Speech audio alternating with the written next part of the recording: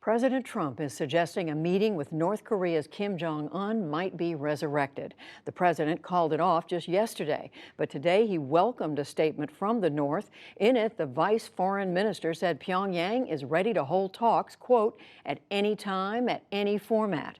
Later, leaving the White House, Mr. Trump said the statement was very nice, and he sounded a hopeful note.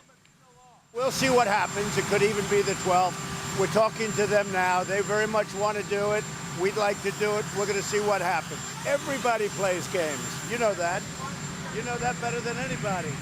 Separately, Defense Secretary James Mattis said it is good news that diplomats are working to get the summit back on track. Later, the president touted the U.S. military buildup in his commencement address at the U.S. Naval Academy. He told the graduates the best way to prevent war is to be fully prepared for war. Afterward, he shook hands with all of the more than 1,000 new officers. Former movie mogul Harvey Weinstein was arraigned in New York today on rape and felony sex charges involving two women. Accusations against him galvanized the Me Too movement last fall. Weinstein turned himself in this morning and was taken to state court in Manhattan. A prosecutor accused him of using his money and power to violate young women. His lawyer said it was all consensual. Mr. Weinstein did not invent the casting couch in Hollywood, and to the extent that there is bad behavior in that industry, that is not what this is about. Bad behavior is not on trial in this case. It's only if you intentionally committed a criminal act, and Mr. Weinstein vigorously denies that. Weinstein was released on $1 million bail. In all, some 75 women have alleged that he committed sexual wrongdoing. We'll look further at this story later in the program. A federal judge refused today to dismiss charges against Paul Manafort, President Trump's one-time campaign manager. He's accused of money laundering and making false statements about his work for Ukraine. Meanwhile, it is widely reported that the president's personal lawyer, Michael Cohen, met with a Russian billionaire 11 days before Mr. Trump's inauguration. A firm tied to the Russian later paid Cohen $500,000 for consulting. There is word that the Trump administration has reached a deal to help Chinese telecom giant ZTE at the behest of the Chinese government.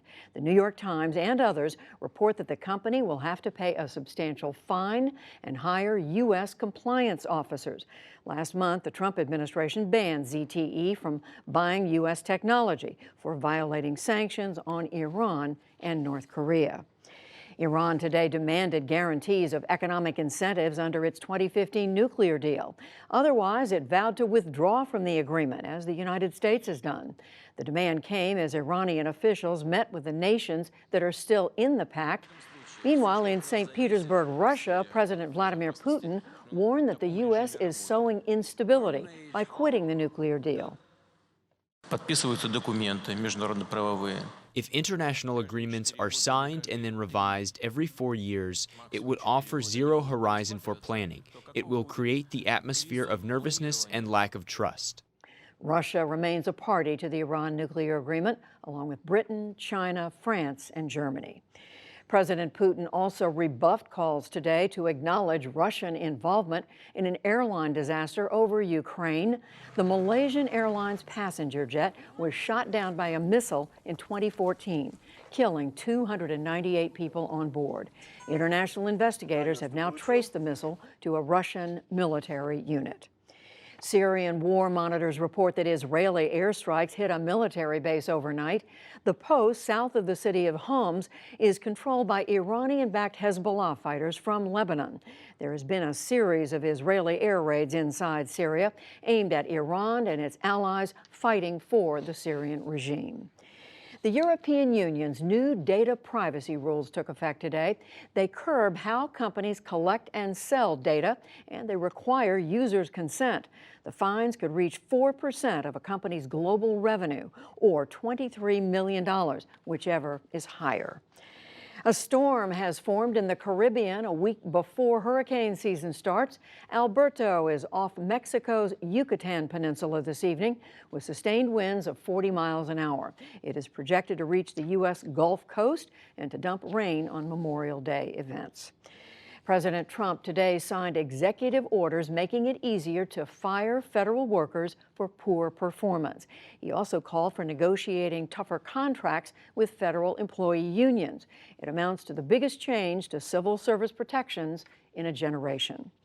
And on Wall Street, the Dow Jones Industrial Average lost 58 points to close at 24,753. The Nasdaq rose 9 points, and the S&P 500 slipped 6. Still to come on the NewsHour, a top White House official discusses the Trump agenda. Harvey Weinstein arrested in New York on rape charges. An historic vote in Ireland. Will abortion become legal? And much more.